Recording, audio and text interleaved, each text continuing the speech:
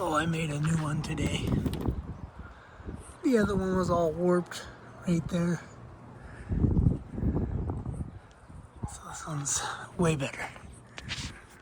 And the old one didn't do any noise. So this one will probably be just fine. Here's the old one. The old one was all melted. This is what the old one looked like. Trashed. Alright guys, welcome back to Half Past 7:09. I'm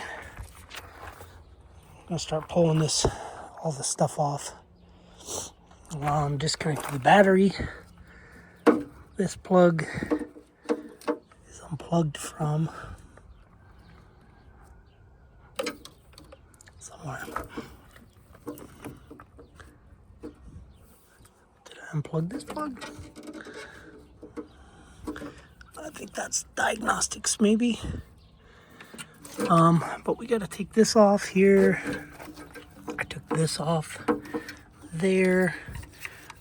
This one gets plugged into here. It's for the P pump looking thing. This one ran all up through here and went to there.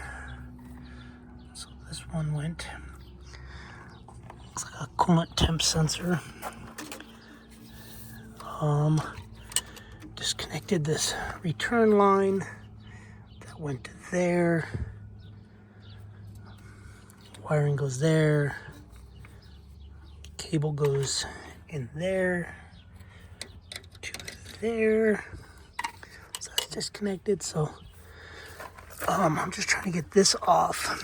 Oh yeah, this wire was connected to here like that. This wire was connected to that one. Pulled that off. I gotta get this off. I guess I can pull this one off here. And what else we got? Oh, this wire goes to the ground, to there. So I gotta pull that bolt out to get that wire off. There is another positive in here that's supposed to go here. Goes from there to here, or yeah, to here. But mine was so corroded. I can't remember where it came out. Oh, right there. So it goes from there and it comes down to here, and it goes from here to here. Mine was so corroded that I cut it and just ran this little jumper from the alternator to there. We gotta take all these wiring off. Wire off. I gotta get that one off.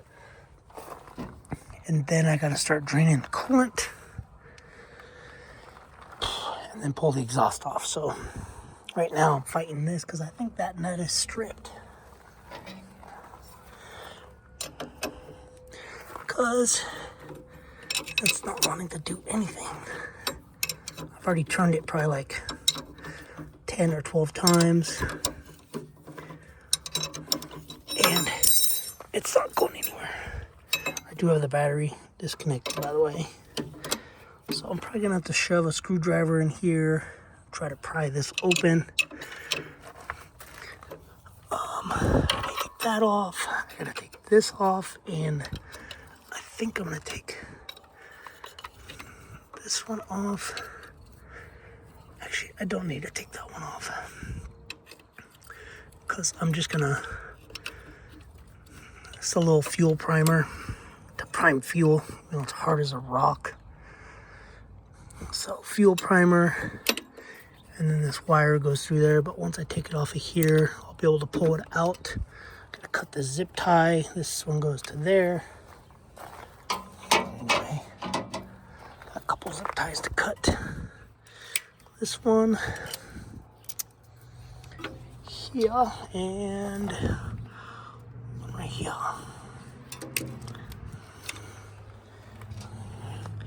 And that frees up all that wiring. So I need some more tools. A screwdriver. And I gotta disconnect this fuel line here. I might just disconnect it up here. This way I know where it goes. But anyway, this video is more of for me to know what I did and how it goes back together, which are usually why I do YouTube videos, because they're usually always for me or for my family. But stupid clamp. So those will go like that. There's diesel coming out. I might have to clamp this hose. Anyway, so let me go grab some more tools. These wire clamps, I'm gonna take these off and then just stick the bolts back in like I did here. That one went there. That one went there. So this ground goes from there to the alternator, goes in this loom and goes to the alternator. But anyway, let me grab some clamps or maybe some plugs or something. Get some more tools. Yep. Yay. Alright guys, I'm officially pooped. Arms are cut up. Hands are cut up. Dirty. So, to drain the coolant, guess we could start off with there. I ended up unplugging this line, crimped it with one of those little plastic hose crimpers right there, the orange thing. So that it wouldn't flow in through here and out. So I just put a little hose on that fitting right there, with the clamp on it, on the hose too, and then let it go. Pulled the exhaust. These 3 bolts weren't that bad to get to. They are bolts and nuts. Got a lot of coolant. I plugged the fuel lines. Got the harness off. Harness is off to the side. This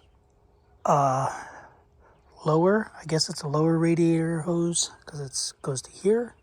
Got that off. Got the upper radiator hose off. Got the air filter canister off. The little inlet off. Battery is out. I'm about 2.5 hours deep in here. I checked the Freon level. There's no Freon in it. So I just disconnected the hoses. So one of the hoses is here, one hose is down there. I think you can see in there, maybe not. Trying not to get my phone too close, but anyway, I have the strap holding up the right drive motor, right side, to get this motor mount out over here. I'm gonna show you this motor mount right down in there was a pain in the butt. This one wasn't that bad, and the 2 in the rear aren't that bad at all. This one didn't even have a bolt. This one was easy. They are 19 millimeter or 3/4 inch. So now I'm gonna go get some plywood, put some tools away. We'll grab some plywood, lay it out here. I just have scrap plywood in the backyard. Plywood out here. And that's where it's at. I was looking for you. I was looking for my 3/4 inch. Anyway. Yeah, it took me about 25 minutes just to get that bolt out. Anyway, a plethora of tools for the hose clamps, for the drive motor lines. It's 1.5 inches. Yeah, to get some hoses off, I use that little hook tool right there. And yeah, take the fan drive belt off. Batteries right here. I'm gonna probably put it on the charger. I need to clean these tools, clean everything up. I'm gonna move this because once I pull that engine, I'm gonna put and get the drive motor off. The drive pump, I'm gonna put it up here. I got some aluminum baking sheet things, or actually lids. So these things. I'm gonna set 2 of these out probably. But yeah, so I'm gonna go grab some plywood, lay it out, and I'm gonna start pulling this engine. You got to make sure that you pull the wiring for the gas tank, which I did. I think it might still be in the way. I think it might snag on something, but I'm putting most of the stuff in the trailer, which is kind of why I wanted the Yamaha out of here, because I knew I was going to be putting stuff in here. So I got to put the exhaust in there. That can stay outside. And then the motor, I'll probably just put a tarp on it, which is why I moved the Audi. I have to fix this because the heads of the screws just blew off. I don't know what happened.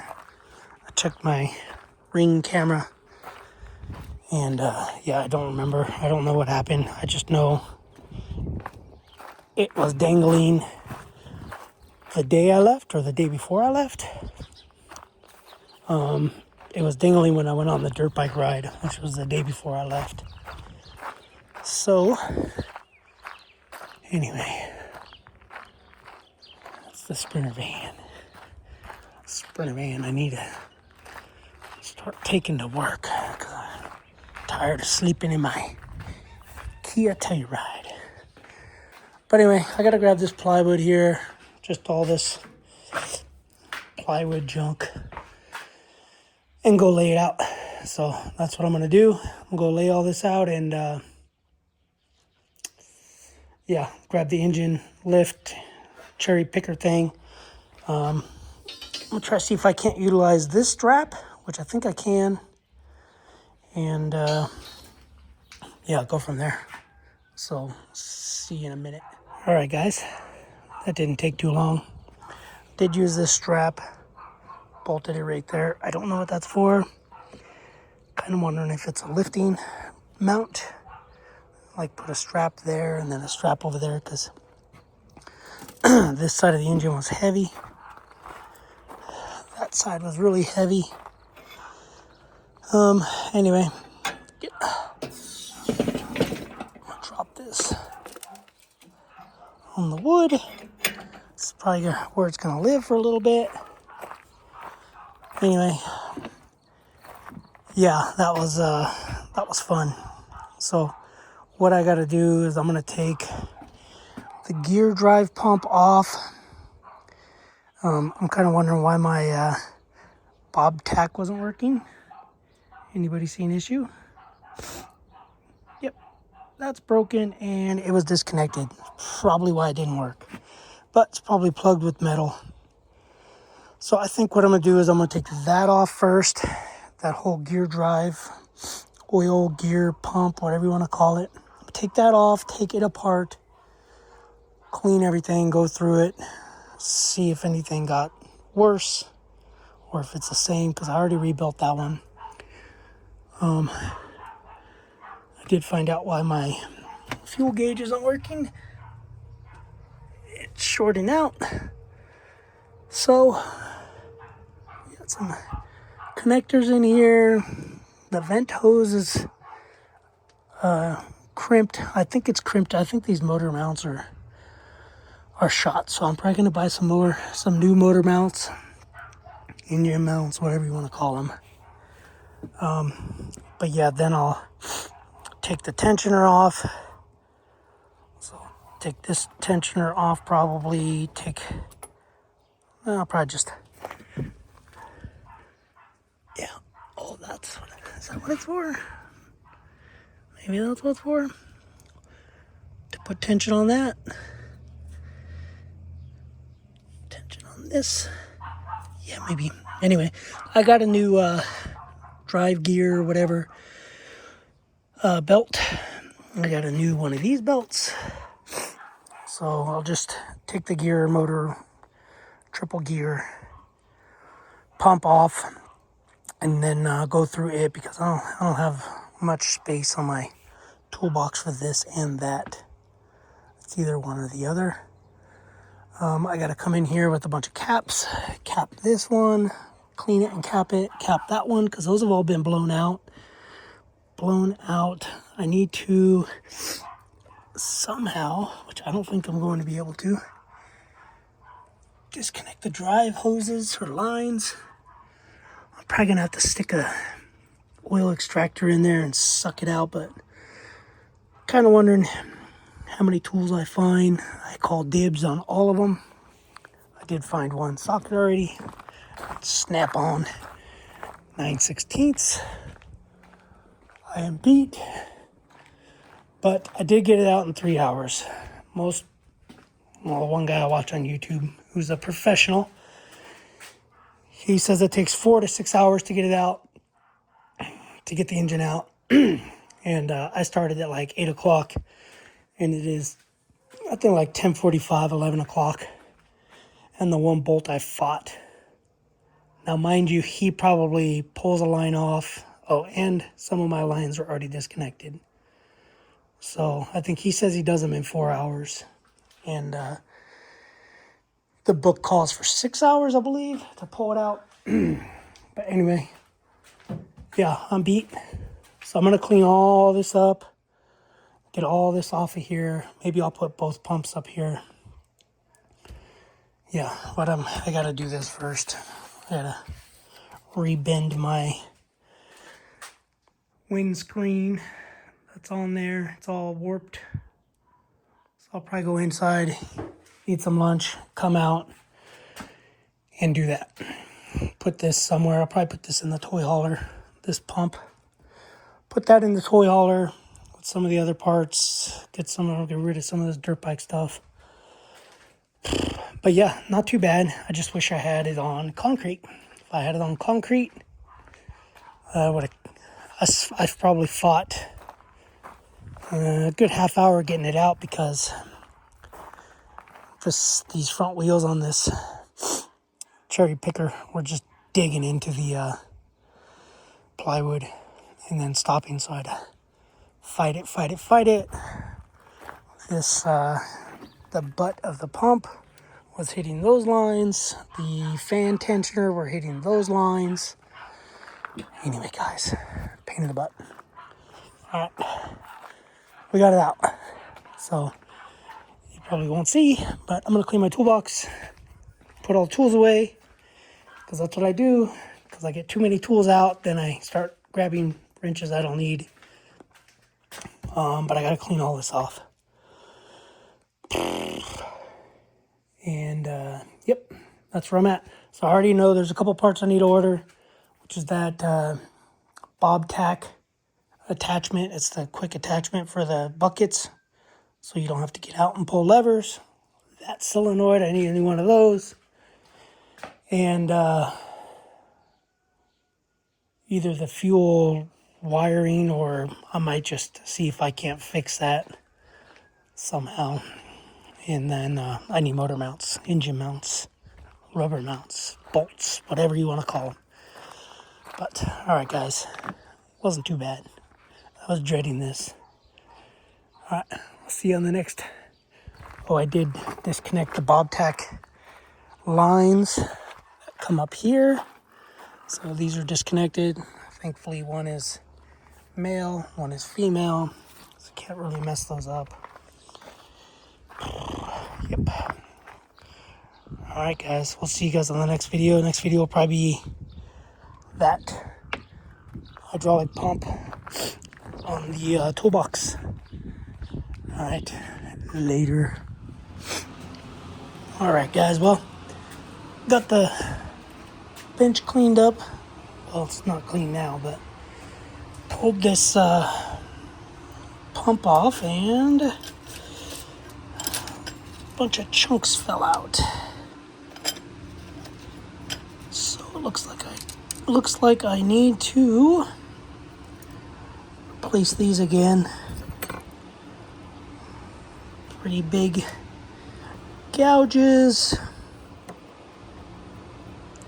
See little gouges there and there.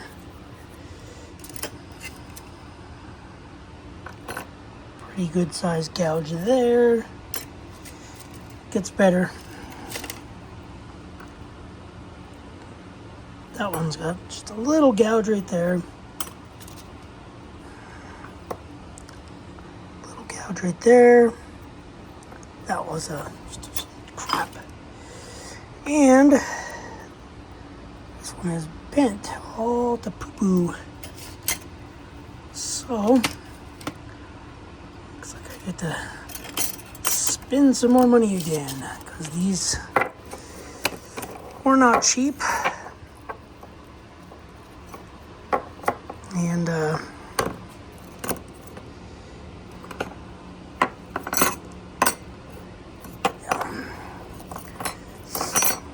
the good thing is the gears look they don't look worn. So that one's got a pretty big hit. Couple little hits there. Same thing. Big old divot right there. Actually see it coming through the backside. It's all dented.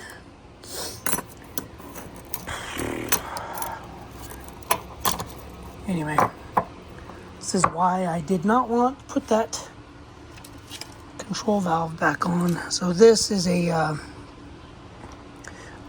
one of the pieces inside the other pump. This big chunk just fell out once I separated the pump.